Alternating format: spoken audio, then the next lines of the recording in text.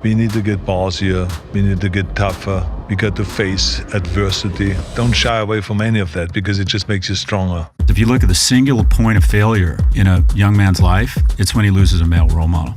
The thinking about suicide is different in boys and girls, and suicide is especially a plague that is destroying boys. Men right now have 50% less friends than we did 20 years ago.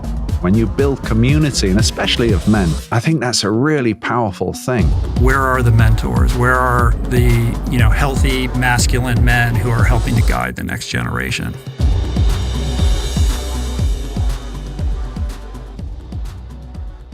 If you have your shit together as a young man and you have the discipline to get the right certification, the graduates in my class at Stern, I teach the MBA, their average salary is $212,000. They go on a dating app, they're going to get a ton of attention. Their opportunities have never been more exceptional. Their vacations, their ability to take care of their parents at a young age, their economic opportunity, their chance to make millions is within reach by the time they're 30. Those opportunities did not exist for our parents. So it's become sort of a winner-take-most environment. Mm-hmm. So it's great to be in the top 10%, but I can prove to all of us that 90% of our sons are not in the top 10%. And when you think about, it goes back to me, like, what is America supposed to be? And the reason I've got involved here, I was in that bottom 90, I was probably in that bottom 50.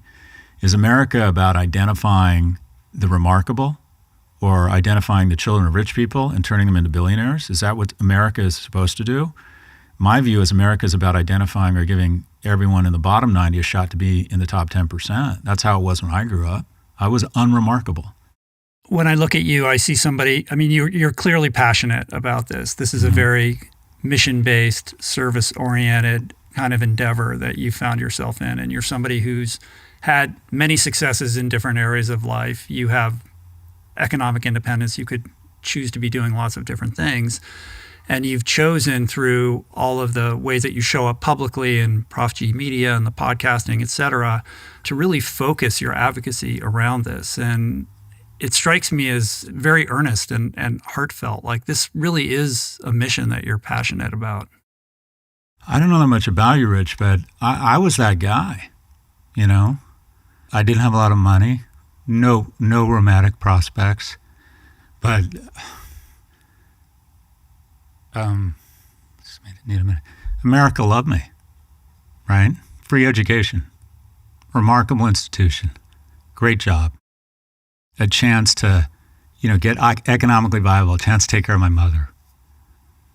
I would have been one of those guys today, angry, upset. So I relate. Yeah. Your mother was an integral figure in all of this. Yeah, look, the reason I'm here with you now, it's easy to credit your grit and your character for your success and blame the market for your failures. I get to come here and I get to bomb out of here and go to the Beverly Hills Hotel and have do whatever the fuck I want and, have an incredible life because of, one, the generosity and vision of California taxpayers and the Regency University of California, who said our job is to give unremarkable kids a remarkable opportunity, being born at the right place at the right time, and the unconditional love of my mother, right? Single immigrant mother, lived and died as secretary. But, every day told me that I was wonderful. And I think that stuck with me.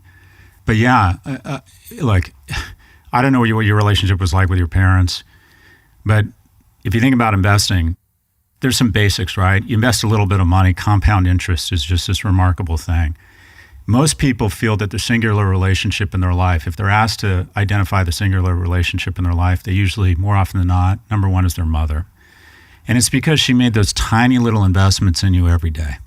Waking you up with a soft voice, worried about you, could hear you get up when you were a kid and come in and comfort you. Every day, just dozens of little investments. And, your mom wakes up and you wake up when you're older, regardless of whether you don't get along, maybe you don't even like each other, but it's a singular relationship. Mm-hmm. And, I think a lot about the relationship, how powerful it was for me. And what was really wonderful about my mom, she had the foresight to get a lot of men involved in my life. Because if you look at the singular point of failure in a young man's life, it's when he loses a male role model. And it's interesting because we have the second most single parent homes in the world behind Sweden. And when we say single parent, 92% of the time, that means it's a single mother. And what's interesting is the data shows that the daughters of single mothers have the same outcomes, same college attendance, same income, same rates of self-harm. Boys, once they lose a male role model, immediately become dramatically more likely to be incarcerated, dramatically less likely to graduate from high school, dramatically more likely to suffer from addiction. What it ends up is that while boys are physically stronger, they're emotionally and mentally much weaker. Just because you say it's really important that a boy have a man involved in his life, that's in no way diminishing the superheroes that are single mothers. But I think we have to acknowledge that it is really important that men be involved. And that's the problem with schools now that don't have enough men, because there's an entire generation of young men that go through their lives until they're 25 with absolutely no men involved. And if you have kids, you see that occasionally dad just plays a bigger role, his physical size, his voice, whatever it might be. And I'm thinking a lot about masculinity. I think the ultimate expression of masculinity is, I've got my shit so together, I can take care of myself. I can take care of my immediate family. I can take care of my kids, the people I work with. I pay good taxes. But the ultimate expression of masculinity is getting involved in the life of a boy that isn't yours. And unfortunately, Michael Jackson and Catholic Church have fucked it up for all of us and created this weird notion that if you're a guy your age and you're super successful, you might have love to give, and you might see a 15-year-old boy that could use your help, and it feels unnatural to get involved in his life. And that's not true. Yeah, the culture of mentorship has waned, to say the least. And, I think it's fair to say that America was built on the idea of apprenticeship and mentorship.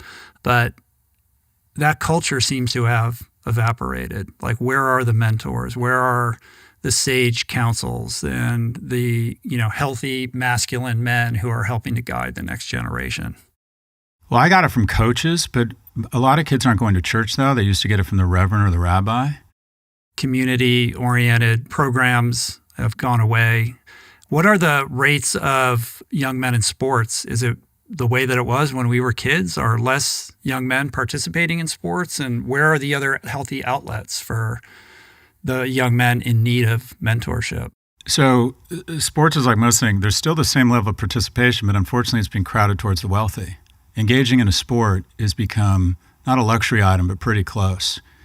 Even if you look at the college athletes, outside of basketball and football, it's disproportionately rich kids.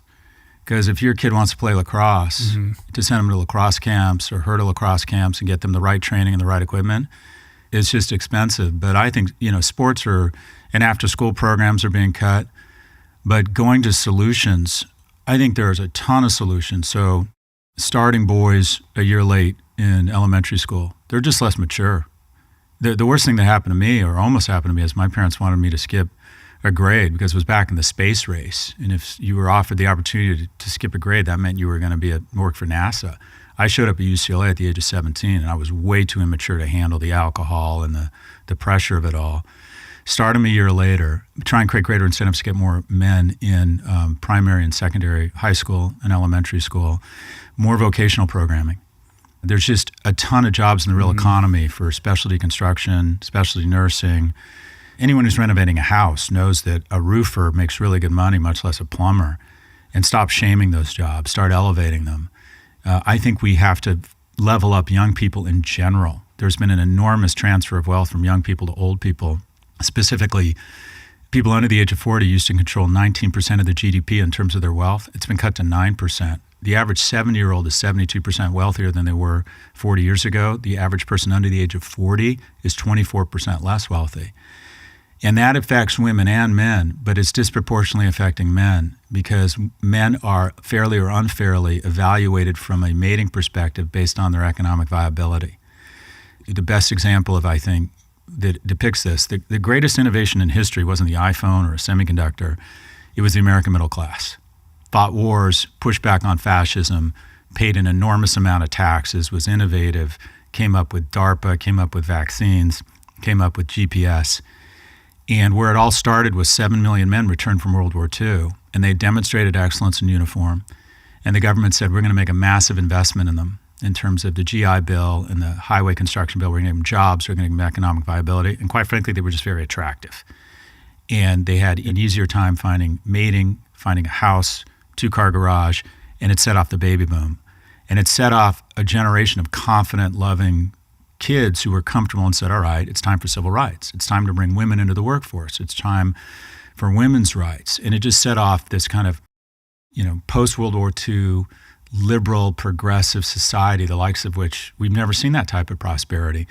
But the middle class is an accident. It doesn't self-sustain. The incumbents and people on the far right will claim that the middle class is a self-repairing organism. It's not. It's an anomaly. Middle classes have never existed in society before. We figured it out. But unless you have economically and emotionally viable men, you can't have a middle class. So the question is, how do we level up young men? And I don't think you can just have affirmative action for men. I think that's too political. But I do think we have to put more money into the pockets of young people who have seen a transfer of wealth. And I'll touch a third rail here. Every year we transfer $1.5 trillion. The greatest economic transfer in history happens every year from young people to the wealthiest generation in history, senior citizens, and it's called Social Security. And it just is insane that this group that has consistently seen their wealth and on an inflation-adjusted basis, their livelihood go down and down and down, transfer money to the wealthiest population in the world. We're in an era in which, community is fractured. Community centers are no longer. There are, we're lacking in those spaces and gathering places that used to be part and parcel of every village and every town and every city, and those have sort of vanished. The path is being dictated by the mores of Western capitalist society, which says your value and your entitlement to be loved and accepted is indelibly tied to your ability to produce, achieve, distinguish yourself. And that's a poisonous, noxious message where you feel like your self-worth is only insofar as you're able to kind of like acquit yourself in this material world. Like there's a violence to that. Mm-hmm. And the teachers who can disabuse you of that and set you on a different course are few and far between. Yeah. You know what I mean? Like you're not going to find them in the public schools. And you're not going to find them in the community centers that no longer exist. Right. And occasionally, that coach will come along or that special one person that makes a difference. But it seems to me that there's less and less of that. And that's a greater challenge. And my sense is that, this is noxious for the culture and for all people, but I think it has an outsized impact on men and particularly young men. And when you share the story of the crying boxer, like that's sort of the encapsulation of like this whole like dilemma that so many men are facing right now who are moreless because they don't have a teacher, they don't have a path, and they don't have a community. A thought about two things. I was thinking in that when I worked in that inpatient residential center, sorry to every therapist out there in the world, but the thing that people remember the most is not the therapist. It's not some interpretation the therapist made, and it's not some theoretical orientation that, that created some skills-based approach that they learned how to do X, Y, or Z. When people are asked about what mattered the most, it is an event like the lady behind the counter at the cafeteria saved the favorite dessert of the person. It's these very loving, very relational, very kind, connected moments. And the other thing I wanted to address is, as you're talking about men and certainly the development of young men, Richard always brings up this one image of these elephants that were, in India or somewhere, that were just ransacking the town, rushing people, stepping on cars, doing things that elephants tend not to do. And they bring in this behaviorist, this elephant expert, and says, what's happening here? And they're like, oh, I get it. They're 3 adolescent male elephants that the father and grandfather generations have been poached. And so they are without initiation. So they said, not funny, but I love the solution. They bring in 2 granddaddy elephants. And if any of you know Richard Rohr, I love it when he does this because he says these elephants just kind of move their ears around, and the adolescent young ones are like, well, what is that?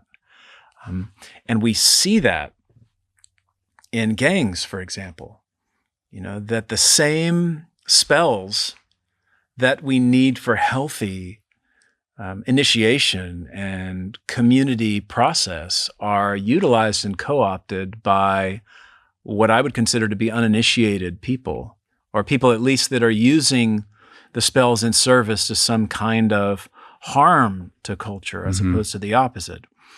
And so that, I mean, just full disclaimer, I mean, I don't want to get into necessarily a conversation that seems to paint capitalism or free market enterprise as negative. Again, it's just incomplete. When the enterprise doesn't recognize that there are people being left out by this equation and do the things necessary to bring along those who are being lost or forgotten, that's the problem. So if you're going to have whatever kind of economic or philosophical or political orientation, okay, run the experiment, see if it works. All over the world, we're going to do that. But any orientation is going to create some kind of neglect, no matter what you're doing. And so if you're not doing things, I think, to nourish and nurture those who are left, then that's the problem. So I think when it comes to men, the statistic that really came out as you were beginning your question or the thought about men is that men right now have 50% less friends than we did 20 years ago. And I could give you statistics all day long about suffering of men, but to me, that's the most important. Because I think it's the catalyst for all the others. I think in the absence of real genuine connection, intimacy, presence, the experiential process of bumping up against another human being, of being known, of being seen and witnessed, of being held accountable, of being beholden to relationships and forces that are outside of your own desires. I think that's a real travesty in our culture, and men all over are suffering the burden of our issue. What is your sense of what's driving this loneliness? Well, I think that see kind of item number one around a culture that doesn't have initiation. We're telling, it's back to the spirit of the depths, we're telling men how to be producers, but we're not telling men how to be in relationship. One of the things we do at the Center for Healing Arts, the integrative wellness center that my wife and I have, is we look at the human as biological, psychological, social, and spiritual, and really try to address all these levels of the ways in which we show up. And the social is one of those levels. And we don't teach men how to be social, how to be connected, how to be in the mix with other men. And I do think that when you're not beholden to a community and really known deeply, differently than you are with a romantic partner, whoever it might be, but with a community of men, I just think that there are elements of our psyches that get untethered. And I don't know how you measure that necessarily, but I certainly know that I work with it a great deal, and the kinds of addictions and depressions and alienations and isolations that happen as a result are paramount. And I mean, there's a reason why in our prison systems, which I could be deeply critical of, but there's a reason in our prison systems, the kind of worst consequence that you can give to somebody is isolation. That says something about our needs. And if we're creating a culture that is essentially knowingly, because we know the consequences, with men that are disconnected from each other and feeling more and more isolated, that's a problem, because we're taking a pretty aggressive part of our species and creating a pretty aimless hurt. Yeah, that's gonna go out into the world and, like those elephants, just stomp cars, and wreck shit. Yeah. And that again, that's there's this ethnobotanist named Mark Plotkin that I interviewed once, who he spent a lot of time down in South America working with all these different tribes, and he said, really with the shaman, like, it's all the same spells. They're all reading from the same spell books. Whether you're doing what could be considered dark magic or light magic, same spells. It's just your intention. And so gangs use the same spells that we might have in a community that creates rites of passage, that creates kind of in-group inside jokes, markers of being a part of the group, processes to go through together to bond each other closely. I mean, all kinds of dynamics that we need, that gangs will capitalize on, that the military capitalizes on. But for everybody that is not called into those arenas, we're without a process of moving through. I mean, I think in the best rites of passage, this is really hard for people to hear a lot of times. My favorite rite of passage, which seems really kind of messed up, is a process down, I believe it's in Colombia, where they take, tends to be young boys at about 12 years old, and they take these bullet ants. Have you heard of this before? Bullet ants. So bullet ants are these ants that are given the name bullet ants because their bite feels like a gunshot. And what they do to these kids is they smoke all these ants out, so they're stunned. They weave these palm gloves, and they weave the ants inside the palm gloves so that when they wake up, they begin to sting or bite the children. So you see these images of these children that have these palm gloves on, and for 10 minutes they're to sit there and take it. And then 24 hours, it's gone. I mean, it doesn't last. Can you endure this? And it's an experiential process where you're saying, I've done hard things. I've done hard things. And most importantly, then those hard things that I've done created in me a community of connection, and the community conspires. They want you to be a part of this. They want to fold you in. They're supporting this. And they fold you in after you pass this test, so to speak. And they give you all the ethics and moral dynamics and all the cultural accoutrement of being a member of the tribe. You can then be in relationship. You achieve something important. When you talk to a young person, you're like, what are your rites of passage? You know what they'll say? I mean, take a stab. I mean, short of a bar mitzvah or being on a sports team, I suppose, on some level, or going through, the process of, what do they call it when you're trying to get into a fraternity, or like these are very low hang, like very low grade versions of that. They're almost like vestiges of, this ancient practice that has existed for, as long as humans have congregated and formed communities together. But this is kind of all that remains. That's it. The culture doesn't conspire, right? Arguably the fraternity thing does, but still you might argue that a kind of immaturity is running the show there. Yeah. There's no wise elder like lording over the rite of passage and making sure that everyone understands like the greater purpose here, or what the aim is. So most people that I talk to, when I ask them questions about rites of passage, they will say the first time they drank, the first time they had sex, and when they got a car. And fine. But those, again, aren't supported. You're not having the celebration of your community and your elders and your family, because now you're a part of something and you can fight for the community and you can serve the community. The stakes are, I think in a lot of ways we're warriors that don't have a war and don't have a process to, I mean that spiritually. I don't mean that about going out and hurting other people. Again, I'm masculine in that way. And that this spiritual war of working through your own impulses, your own tendencies, your own hedonism, your own desire to retreat and isolate, your own narcissism and your own self-indulgence. That tension is something you must fight against. And so, no, I'm not a tribal person in South America, but I do need a marker in my life to say I was once this way and now I am this way. And I've achieved something great and I've learned that I can do hard things.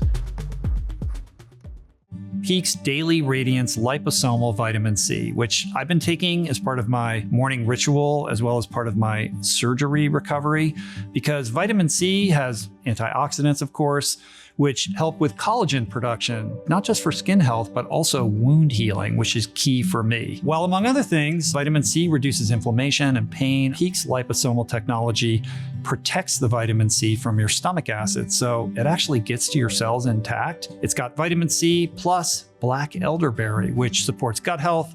And that matters because 80% of your immune system lives in your gut. It's buffered, which means it won't bother your stomach. And it tastes like berries instead of something medicinal that you gotta force down, which obviates the palatability problem with most liposomal products. And the single-serve packets make it easy to take with me anywhere I go. So boost your immune system and your glow. Get 20% off for life and explore all of Peak's pure ingredient products at peaklife.com/richroll. That's PIQUE life.com/richroll. We're brought to you today by Seed. I have hosted so many microbiome experts on the show over the years, and the more I learn about this very complex aspect of our physiology, the more fascinating it becomes to me. But there is one thing that is simple. A happy gut is the foundation for a happy body and a happy life. And to get there requires care, it requires intention, it requires a daily gut health promoting ritual that, for me, begins with Seed's DSO1. 2-in-1 probiotic and prebiotic formulated with 24 strains that are clinically studied and proven to survive the digestive journey.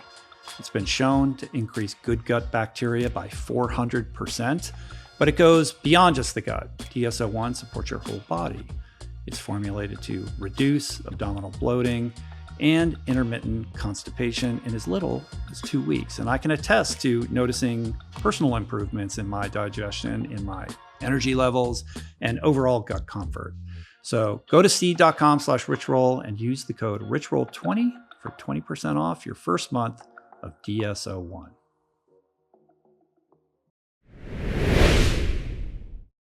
These experiences obviously were formative and made you who you are. And I know you have a lot of gratitude for them, but what's the other side of that? What is the pain point? Like when you look back on that, what is your relationship with that past when you're not, on a microphone and there's cameras? A lot of things we don't choose. I mean, I don't choose how I feel. I happen to be fortunate that I don't have 1 ounce of negative thinking about my past. Not 1 ounce. And I don't know why. Mm-hmm. It's just not there. Yeah. I just have, I remember the tough times, but I also remember very clearly the sweet times, the gentle times that my father showed, that my mother showed. How wonderful they were and how supportive they were in the schools and the sports field, and with everything, even though they were not kind of like the American parents. It's so different. My parents have never ever watched me in a soccer game, never ever watched me in a basketball game or track and field, shot put championships, javelin throwing championships, anything like this that we did in school, never ever, because no one did. Mm-hmm. There was no parent hanging around and saying, let's watch our kids like we do over here. Yeah, in the documentary, there's the one where they actually do show up at that one bodybuilding competition and you were confused.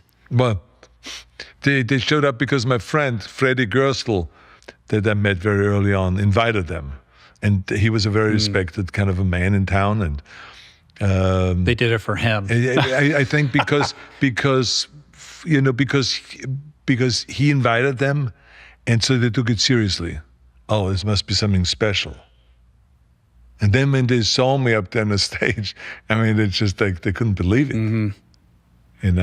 Even though I have to say my mother sewed for me my bathing suit because I found some bathing suit was just too big and I wanted to have it a little cut down. So she was sewing with the sewing machine the day before the competition. I told her I'm going to go into a competition and I need a small bathing suit. And so she was sewing it and I was trying it on for her and I was doing the fitting and all of that stuff. So it was very sweet of her. I mean, how many mothers do that? But I mean, so there's that side, but it was not the style then to go and to watch kids.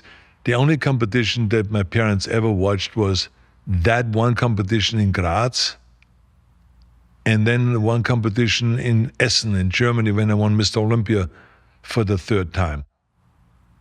And then right after that, my father passed away.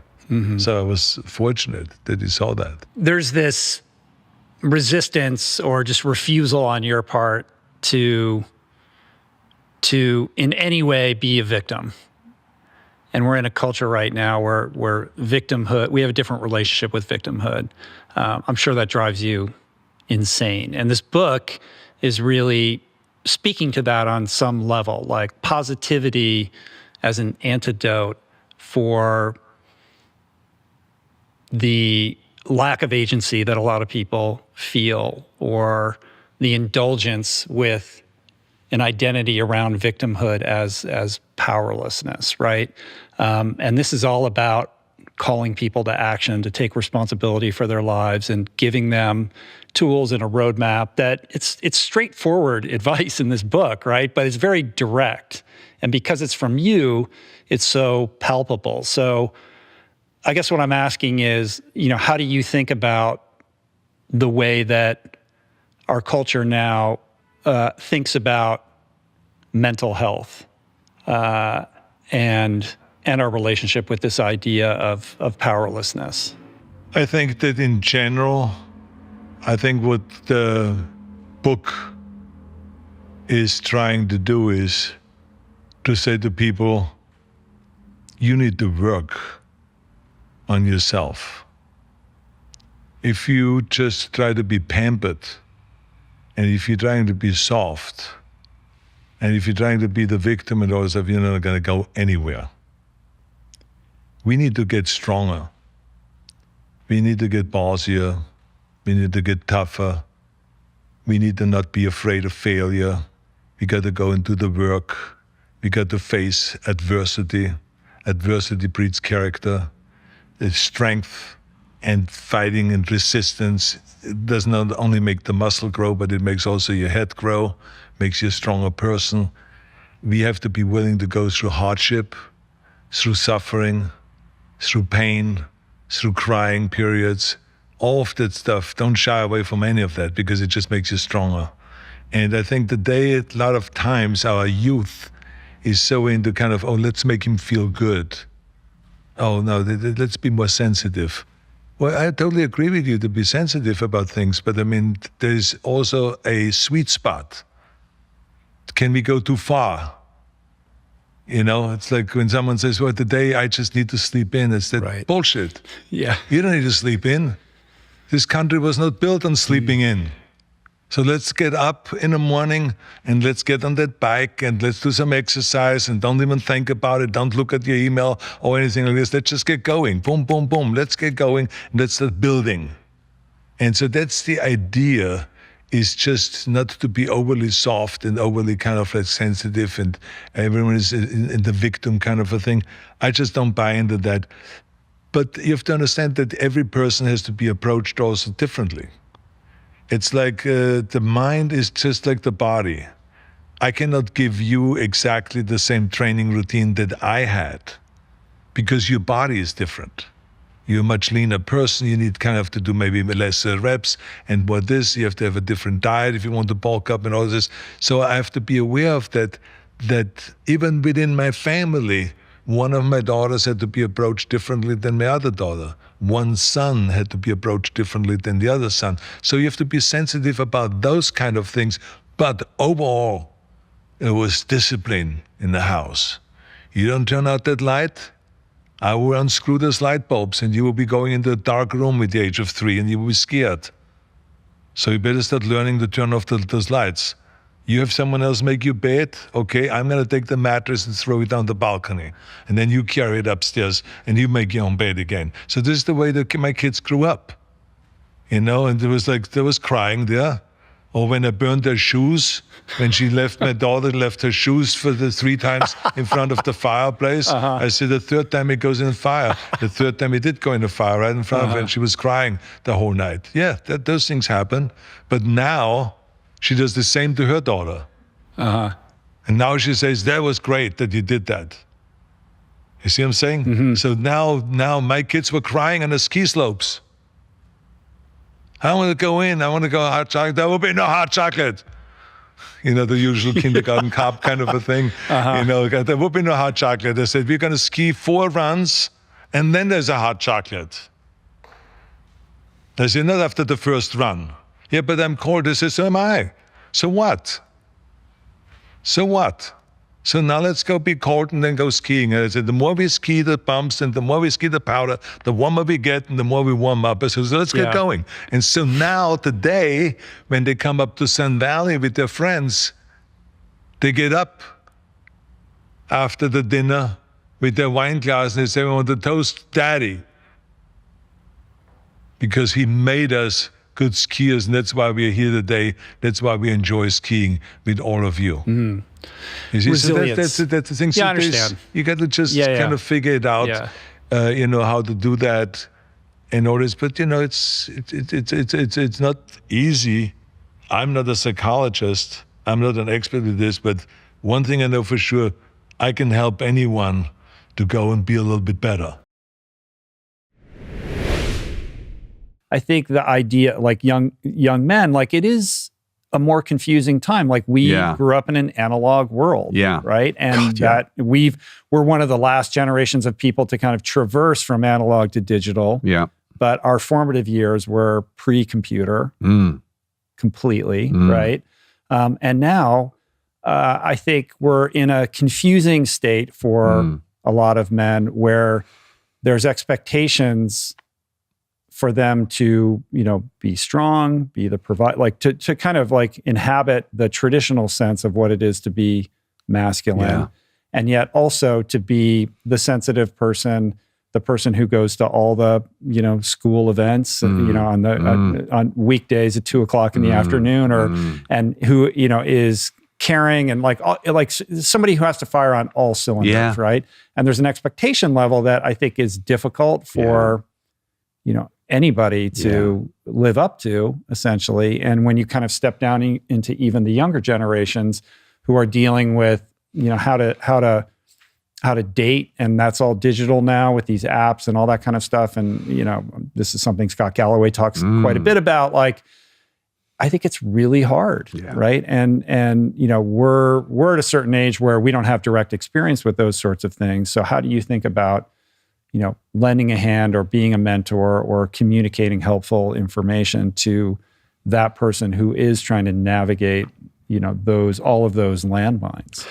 It's tough. It's tough. I think our sons have to, and their tribes have to learn to be vulnerable and be connected as a community, and to not have too many expectations, because there are a lot of expectations on them. It is a different world. I think it's very difficult. I think they're also very smart, a lot of them, and they can figure it out. And things that I worry about for them, they aren't even worrying about, because if they're focused, if they're fortunate enough to have something they love to do, have a purpose or a goal, or be passionate about something, I think that helps them a lot to direct their focus and to move forward as they go into life as a young adult. But you can't manufacture that for anybody. No. Especially your kids. No, unfortunately. You can expose them to lots of different things and just hope that something connects with them and lights them up in that way. Yeah, it's true. It's a work in progress, and it's I think all we try and do is be open, but provide a safe space where they can explore those kind of feelings and worries, and advise them on what we know and what we've experienced in an ever-changing world, where they can then sort of bespoke it if they're able, And all my kids, personally, our kids are, they're the greatest, really one of the greatest things of my life is that my kids know who they are. And I think that's, a lot more than I did at that age. I think the French say bien dans sa peau, comfortable in their own skin. Mm-hmm. That's like you're on the 10-yard line if you have that. Yeah. Yeah. And I'm really, I stand back and I watch them and I observe them in company and the way they sort of address the issues of the day, their own personal challenges. And I feel really just so grateful that they've got that. And I think it probably comes from my wife's family's side. But I think that's a marvelous thing. That's a real blessing. I think it's tough out there. I really think it's tough out there. And I by no means have an answer for you that's eloquent or rooted for you yet, in all honesty. But I also want to engage, and as we grow younger people into Mr. Feelgood, I want to bring them into the sort of fold and have them write for me. And a couple of them do already. And just sort of the idea of sitting around a table with these kids, 12 men.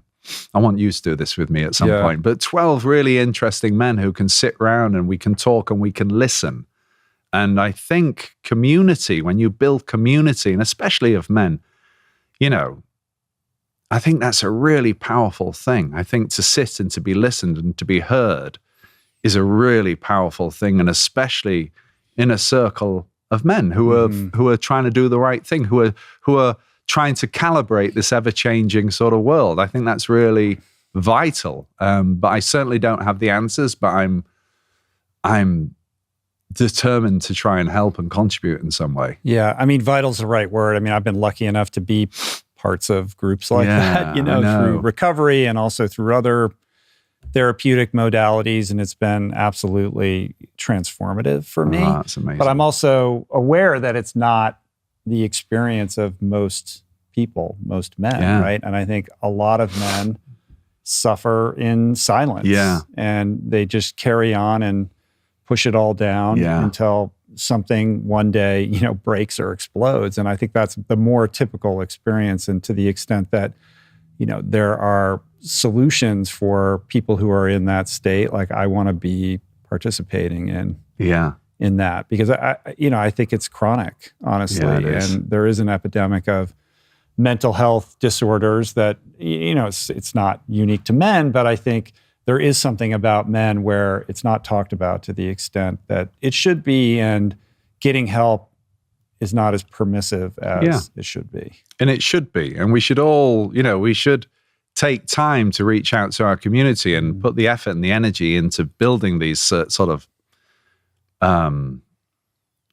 creating these situations where we can all exchange, where, we can sort of feel safe to talk about. I mean, the whole vulnerable thing, that's a really sort of mysterious one for me. I know it's important and I know it's valuable, and I never really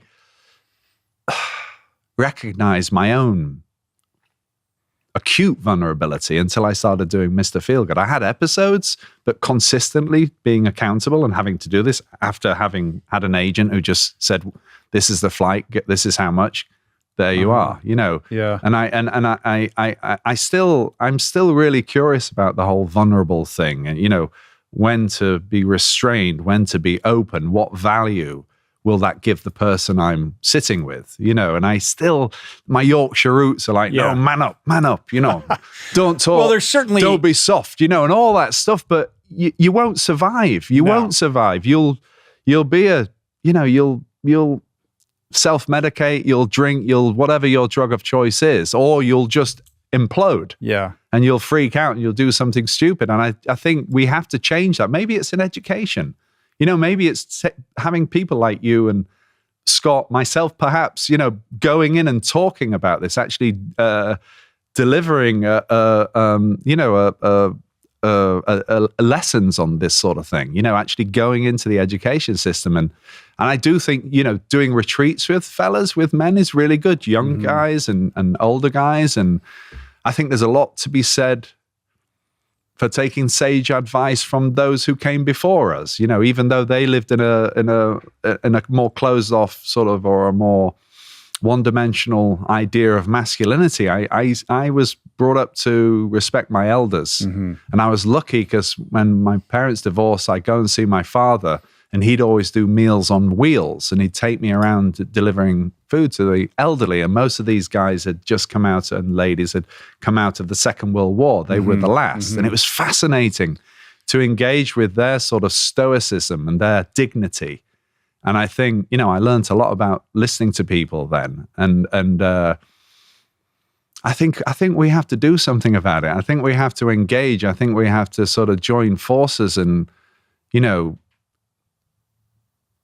create something that really does, because the important thing is a lot of people sort of start doing these things, but it's being there for the long ride, which is important. Yeah. And especially in this day and age when everything's so disjointed and quick and we're overcome with sort of information, I think to be consistent is really a great quality to have. And I think, you know, if you're mentoring someone, you're in it for life. Yeah. You know, you should be, and you'll reap benefits, you know, but really it's, you can't just do it for a day. You can't give a bit of advice and think it's done. You have to be consistent. Yeah.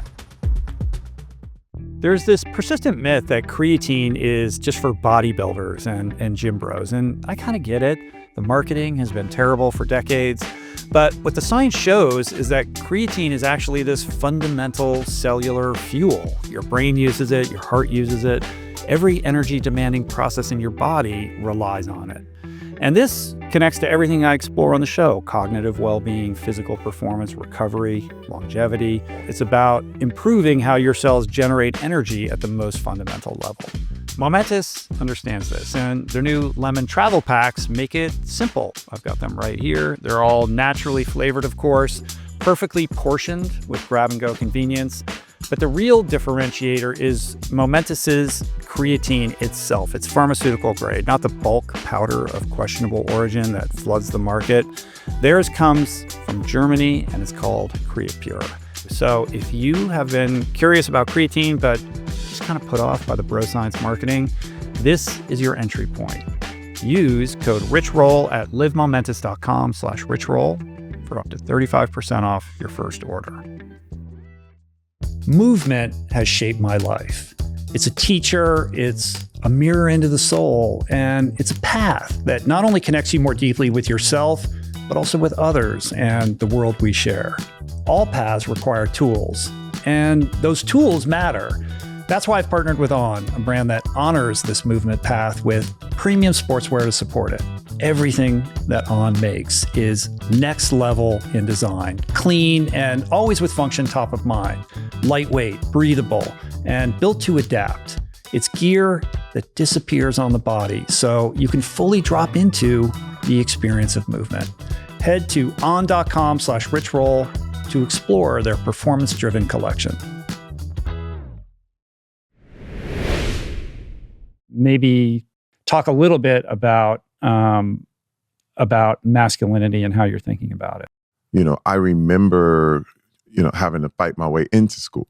It was, you know, the gangs, the drug dealers, the people that were around me were always looking at me suspiciously. They would say things like, "You talk white," you know, and I'm like, "What is that?" And what was happening is, remember, I was kind of sheltered is what it was. I mean, I was religious and I was in this thing where it wouldn't allow us to do anything. But so I would go into my hole and I would draw and draw all day. I mean, I would draw what I wanted to see, you know, and it was an introspective, very nerdy world. I became this nerd, but then when I came outside, I was always challenged on it. Like, oh man, this is, you know, back in the day, they called you a square. You know, and it was like, what? But then athletics coded black, coded hardcore. So I said, all right, so I have to be that, you know, and I knew that I had to be big, strong, fast, athletic, and they would leave me alone. You know, it's like I knew when I got some traps that they would think twice about. They go, well, he's probably going to do some athletic stuff, so they leave him alone. But the skinny kid, he had no choice. They would beat him up. It would be crazy. It would be violent. They used to beat up my brother. He was smaller than I was. He's my half brother, And I remember these gang members threw him in the rose bush, and he was just hurt. We went home, and he was in tears, and I was just like pulling him out of it, like. But they didn't mess with me. Yeah. But that coded Black, and it coded hardcore. You know what I mean? But it's almost like this shield, this armor that you built around yourself simply to protect that artist within you. Yeah. So he could still, do his thing quietly without, being bullied or taken to task. I always knew that I was what you would call weird, in that respect, because people were always, they would just tell me, man, you weird, man, and I'm, hey, whatever. I would just kind of blink it off, and this is another thing, is that I would fake it. A lot of my acting ability, one thing I used to do is dumb down. It was, oh man, I don't know what y'all talking about, man. What you doing, man? Yeah, and you just learned to mirror the lingo and the mirror. I would mirror people so that they wouldn't be suspicious. You know what I mean? Just get along to go along. It was and then go home, and then all of a sudden find somebody who, or even be at school and find somebody who we had the same interests, and it was like, oh man, I could go all in on this. You know what I mean? And it was funny because even when I met my wife, she said, he said, I thought you were the biggest nerd, and I saw you with your friend, and you talked a whole different way. And I was like, that's kind of how I'm doing my whole life. I knew, because she was like, here I'm thinking you're this nerdy Black guy, and then I turn around and you're with you're these guys, your friends, and you're talking all cool. And I was like, it's like two people. And I was like, yeah, it's had to be that way my whole life. But this idea blossoms into this notion that this is the case for all men. Don't all men have two lives, the secret life that they hide from everybody else, and then the way that they show up in the world? That's right. That's just the way it is. It is. I believe that. That was definitely the case for me. Yeah. So without any kind of healthy role models for yourself as a young person, you strike this vow with your friend, which I think is super interesting. It's almost like a survival tactic. Like, hey, no one's showing us the way. Like, we got to help each other out. Yeah. I mean, I remember coming to my friend, my best friend in the world. His name was Darwin. And I said, hey man, I said, dude, no one is telling us anything. And we had nothing but questions. Mm-hmm. And we would try, we would ask. But the men wouldn't give it up. They would literally, you're going to find out. They tell you, hey, let me tell you something, you're going to find out on me, and then you're like, oh man, what? And it's like, dude, I'm 11. Can you please just give me some clues? And then what was wild is that we would get all this erroneous information. Like what the things they did volunteer was like, hey man, look, what you want to do is you want to take these girls, tell them you love them, get the draws, and then bounce. And I was like, but what if you do like them? No, you don't love them. You can't love them. And you're like, what are you talking about? Like, because I had this vision of actual love. Like, I mean, the picture, like even in the movies, like there's people fall in love though, right? And they, no, man, what you want to do, you got to have like 4 or 5, and you got to keep them on, and you got to always keep them on a leash, and then call them, and then don't call them back. I mean, and the whole phrase was called game. Mm-hmm. And it's still talked about even now, and it was like, you got to have game to run this thing, and then you can have all these girls. You got to have 10, and the more you had, the more of a man you were. And I was like, wow. And that's again the message of what masculinity was that you were a pimp, and that's what I grew up with. And it was like, but I was like, but I don't. I just and I had a really, really hard time because I said I don't really want to lie to people, and then I escaped into porn. Mm-hmm. And that was the only, because my parents my father to this day has never had a conversation with me about sex, ever. And my mother was so religious. She was like, she was like, are you having sex? And I'm like, no, I'm not. Don't do it. I'm trying. Listen, you go to hell, right? And like, okay, back to hell again. And so I totally avoided that conversation. But so everything I learned was at 9 years old when I went over to my uncle's house, opened up his chest, and it was full of pornographic magazines. And, you know, a lot of people, you know, what's wild about that is that everybody says, well, you know, pornography is great. You know, when people, it's totally acceptable when people are over 18, the whole thing. But I don't know anybody that ever encountered pornography at 18. No. You know, you always encounter it in school or whatever when someone's showing you and you're like 6, 7, 8, 9. I mean, and it's damaging. It's damaging. It really is. And we grew up in a time where it was, you know, in a box that your friend's dad had in the basement somewhere or buried in the woods or some shit like that. Right. You know, and now it's like ubiquitous and so readily available and unlimited. And it's fucking crazy. I can't listen, man.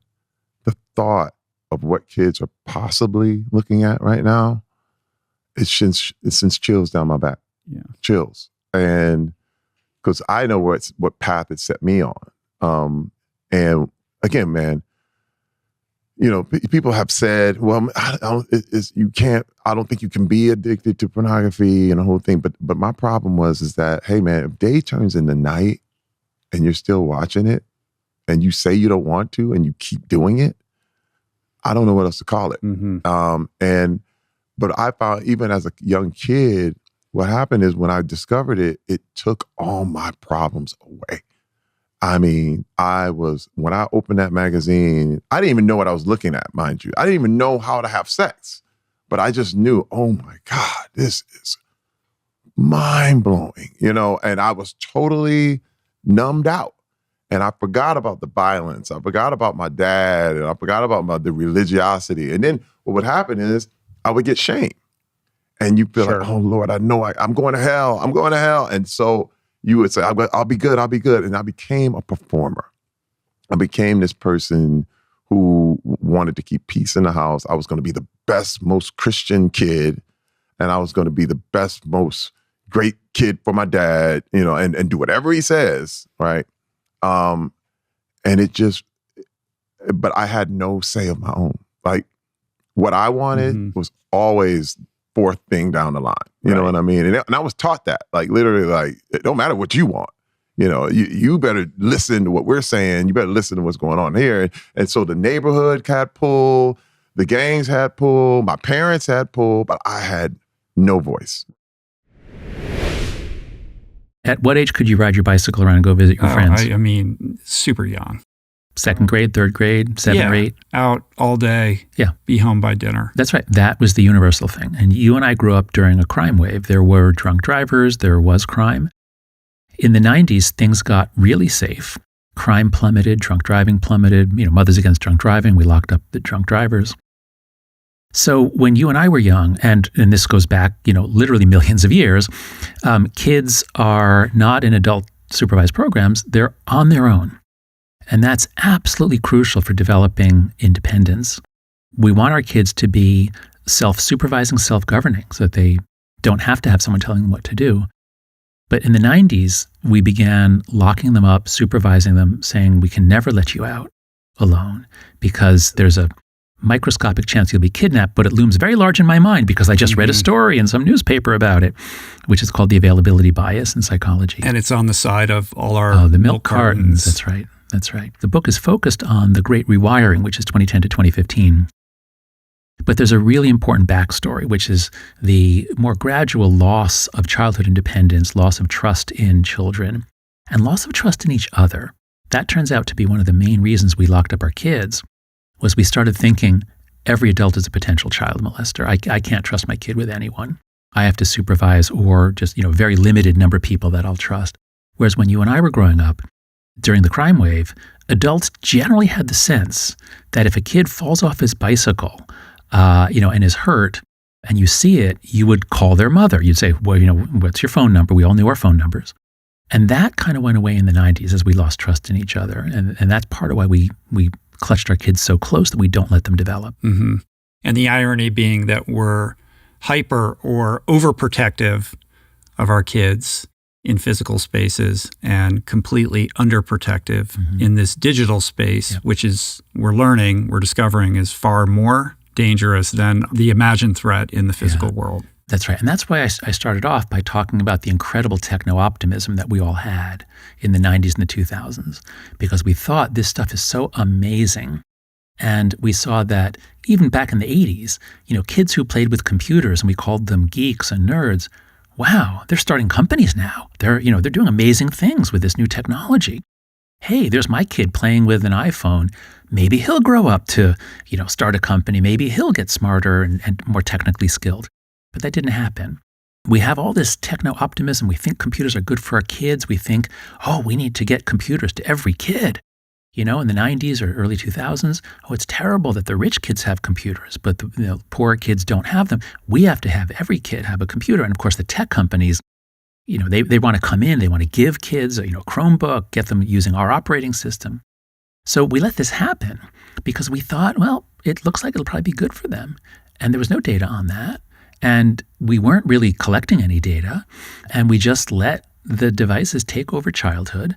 And it was only just before COVID that we really began to notice. Mm-hmm. But then COVID came and confused us all, and we lost a few years. Now that COVID has receded, now I think everyone sees the wreckage.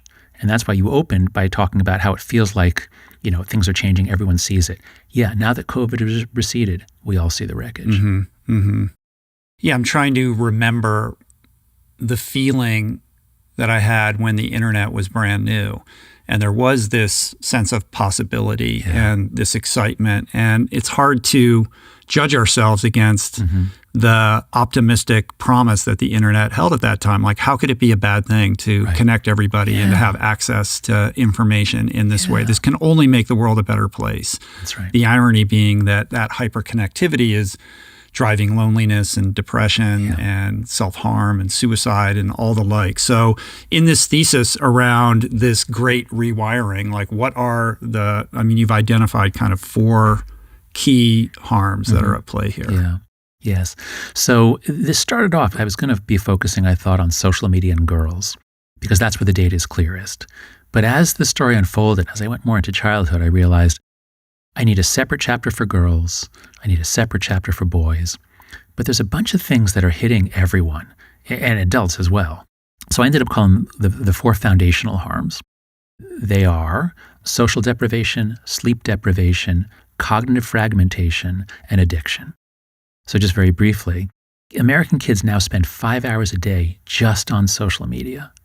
That's mostly TikTok, YouTube Shorts. It's the short videos. Also longer videos on YouTube, and it's also Instagram and a bunch of other things. So 5 hours just on social media, and then another 3 to 5 hours, depending on the study, another 3 to 5 hours on other screen-based activities. And none of this includes homework. This is all just leisure. So, 8 to 10 hours a day on their devices. That pushes out almost everything else, or at least it minimizes. Think of all the good things you did as a kid, or think of all the things you'd want for your children today. Would you want them to have any hobbies? Would you want them to read books? Would you want them to go play outside? Like everything that you could want for your kid. Cut it by 90% because they have to spend all this time servicing their network connections and keeping up with what's on TikTok. So you cut out all that stuff. What really matters? So the 2 that are foundational, the 2 that just we know are just really important for mental health and for child development are time with other kids and sleep. Like, who could argue with this? And the data on social deprivation is just stunning. A couple of my favorite graphs in the book, in that they're kind of horrible, but they're dramatic. One is the amount of time that Americans spend with each other. So these are studies, the American Time Use Survey, I think it's called. They ask people to fill in detailed records. What were you doing at this time, this time, this time? And when you look just at time outside of work and school, how much time are you spending with your friends? And for older people, in their 30s or beyond, it's less than an hour a day because people are busy, they're married. But for teenagers, it was always like 2.5. It was a lot. Like they spent a lot of time with their friends. Like, you and me, after school, you're just out with your friends. So that begins dropping in the 90s and 2000s as kids get more, television time and more internet time. It is dropping. But when you hit 2010, 2012, it plummets. It falls really fast. And one shocking finding is that, for the older generations, you see it drop with COVID. Like you see it goes from 40 minutes to 20 minutes. Like we were locked away. You really see a drop. But for teenagers, what you see is the drop from 2019 to 2020 after COVID restrictions was no steeper than the drop from 2018 to 2019. Oh, that's interesting. In other words, they were already socially distancing so fast since 2012 that COVID didn't even speed it up. Wow. Yeah, you would have thought that COVID would have been this pattern interrupt that we didn't recover from, and that would be particularly acute for a teen, but to understand that it was already at a plummeted state at that point and hasn't recovered, right? That's right. No, that's Has it plateaued, or does it continue to go down? So I don't know, because we just, it takes a while to get the data. So here we are in 2024. I don't have data for 2023. We have data for 2022. Some data is coming for 2023. So we can begin to see, the rebound from COVID. But on the time use study, I haven't seen it. Yeah. But that would be an interesting prediction. If adults went down and then they go up a little bit, that's what you'd expect. So my prediction would be that teenagers who went down so far, they're not going to bounce back up, because it's not as though, oh, COVID's gone. Hey, after school today, how about if I come over to your house? I don't think that's going to happen. Because they've acclimated to a different way. They've acclimated, and for boys, they literally can't go over to each other's houses if they want to play video games. Yeah, they have to be in their own pods for that's that. right. They have to have their own equipment in their own house. So these technologies that are supposed to bring people together, they end up making them physically separate. So the social deprivation piece, the sleep deprivation piece, they're relatively self-evident. Right. I would like to know a little bit more about this attention fragmentation idea, this idea of being constantly distracted and having to kind of toggle switch your brain because things are happening so fast. That's right. We all think that we can multitask, but the research has shown for decades and decades, if you try to do two things, you'll do each of them less than half as well. There's a net loss from the transfer cost. So multitasking is a bad idea. With our phones, the temptation is always to multitask. That's just one piece of it. The even worse piece is the notifications and interruptions. So when the iPhone came out in 2007, there were no push notifications. There was no app store. It was just a set of tools that you could pull out when you wanted. As you said before, you get the retweet button, the like button, things get much more viral. Now it's like urgent thing. This thing's blowing up. You need to know about it. Apple introduces, I think it was called software development kits, which allowed any other company to create an app. And this is transformative, because what now happens is kids are now carrying this thing, beginning by 2010, kids are carrying a portal by which any company can reach your child. Any company can send them notifications. I mean, if they've downloaded the app, just once they download an app, it's like they're giving permission to this company. Hey, you can interrupt my child whenever you want. Oh, you think there's breaking news? Oh, you can get 10% off on this thing. Oh, somebody said something about you. So we've created these incredible interrupting devices, which all of us are struggling with, right? I mean, we adults, I don't use my phone that much because I'm always at a computer, and I've shut off almost all notifications. That's really crucial. You have to shut off almost all notifications, other than Uber, a few things you need to leave on. But it's hard for me to focus, because if I'm doing something which is hard, part of my brain says, what's the weather going to be? Oh, let me go check that. Yeah. You truly are one of the most positive people in my life. And, I've watched you in the world, interact with people. Everybody you meet with love, compassion, non-judgment. You meet people where they're at. You like all different kinds of people, especially when it comes to music, where it's you're only allowed to like this kind or that kind. You like everything. You love Coldplay. Yes. And you like to, all the bands that are not supposed to be cool. You're the first person to say these guys are amazing or whatever. There's just a really beautiful kind of welcoming energy that you have. And I it's clear that you've just been a fantastic dad. I look at Max, this kid walks into a room and just owns it. He's so charismatic and sure of himself in a healthy way. He knows who he is. He'll look you in the eye. He talks to everybody. He's not intimidated by anyone. And he just has this really kind of joyful spirit about him as well. And I was like, man, you guys did a good job. Thank you, man. Yeah. Communication is key. My son traveled with us since he was very, very young. We've always had an open relationship with my son, talk about everything he wanted to talk about. And unconditional love. And probably, for me, I didn't grow up with a dad, so everything was new to me, just learning along the way and stuff. And my wife's an incredible mother. And yeah, he's just a very well-rounded, open-minded. He's been all around the world, seen different cultures, you know? He's been everywhere. And I grew up around a lot of awesome musicians and people, and I'm very lucky, man, especially a kid growing up in Hollywood, too. Yeah, I know. There's so many different things, temptations, there's all kinds of stuff. Yeah, all around, right? All around. Like, he went to a big high school, too. Like, it could have gone any number of different ways. Yeah. Yeah, it's true. He went to Larchmont for a while, then he went to Hamilton High, which is a great school, music program. The guys, the Interrupters, went there, the three brothers. They have like a whole, like, sort of recording studio. I think that high school has its own label. Yeah, they do. You know that? Yeah, my son's band, my son's band Ren was on that record label. Wow. It was signed to the label, and then one of the students was their manager at the school. That's crazy. There's like an Adidas Sound Lab there or something. Yeah, that's what I was thinking of. Yeah, so it's a really great school. He learned how to play the piano really well. He knows how to read music. It was a really wonderful move. He was kind of sheltered in the Larchmont world, and he's like, I want to go. He basically said, 8th grade, I want to go to a school where there's bullies and lockers. That's what he wanted, so... I went to a real school. Yeah, I mean, Hamilton is that, you know, like that's a big place. It's a really big campus, man. And there's kids from all around the whole city that go there and stuff. And yeah, man, really happy. He's a really good kid, man. And how did he end up in the band? Like, what is it? Like, I know he's like modeling. He wants to be, he's pursuing acting? Yeah, he's doing all that, yeah. So the band just happened. I mean, he would play one song with us for a really long time. He played a song called Nothing to Prove. He'd come up on stage since he was like 9 years old. And then, fast forward, my drummer, Todd Friend, shout out to Todd Friend. He had a problem with his shoulder. He had a couple surgeries where it was hard for him to perform. And the timing just happened with my son to jump up and play a gig with us because of that. And it just continued. It's been continuing since that for like 2 years now.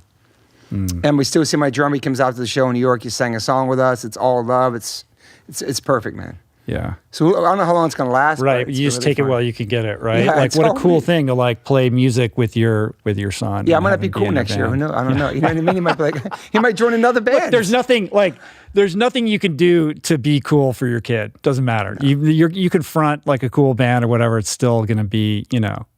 We'll always be cool, I hope, you know? No, I mean, you'll be cool with each other, but you always think like, I mean, I can't imagine a cooler dad than you.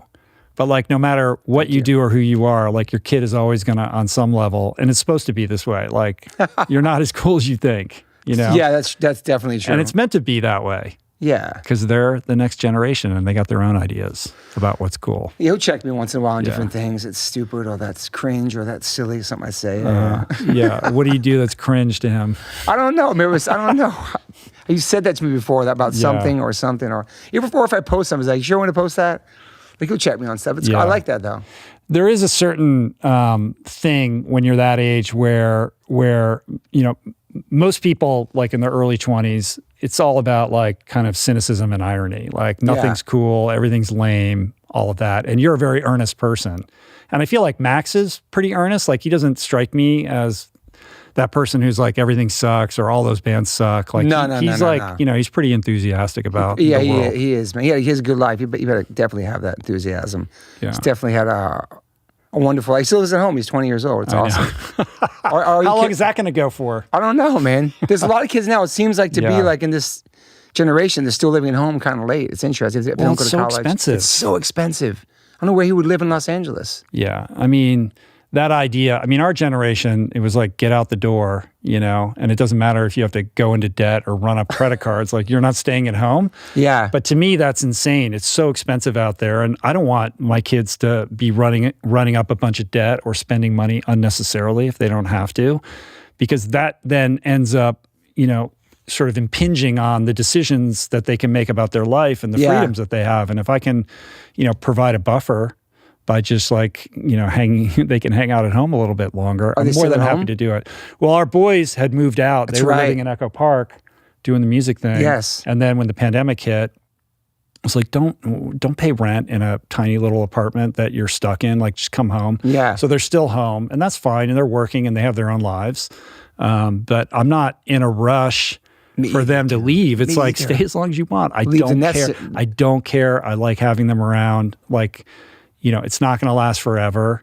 They're going to be gone. They're going to be gone, and then you're going to be like, "Oh, wasn't it great when they were there?" Like, I'm trying to enjoy it for me too, man. I can't imagine like an empty house, like walking by his room. Like, it's that empty nest syndrome. Well, that's our a real two thing. younger ones are both gone now at school.